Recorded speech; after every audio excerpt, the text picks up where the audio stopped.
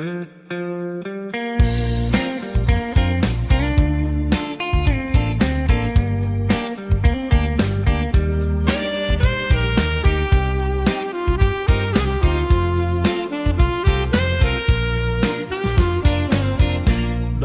ទឹងសង្កែ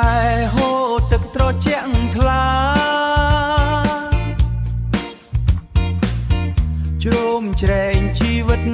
អ្នកស្រុកបាត់ដំបងងារពេលថ្ងៃលិចមកខ្យល់បក់តាមមាត់ទឹក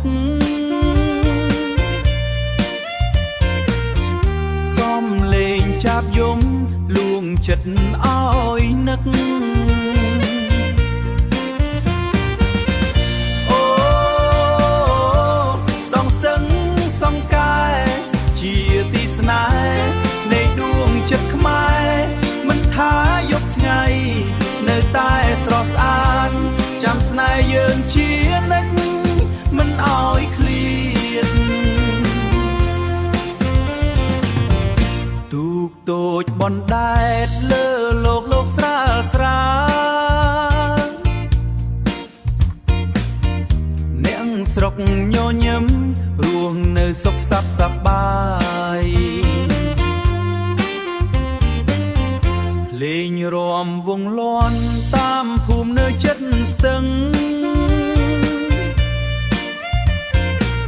អនុស្សាវរីយ៍ចាស់ចាំងធ្វើឲ្យបេះដូងរំភើអូដងស្ទឹងសង្កែជាទីស្នេហ៍នៃដួងចិត្តខ្មែរមិនថាយប់ថ្ងៃ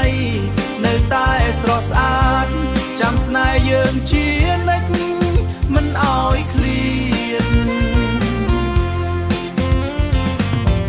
បើថ្ងៃណាខ្ញុំ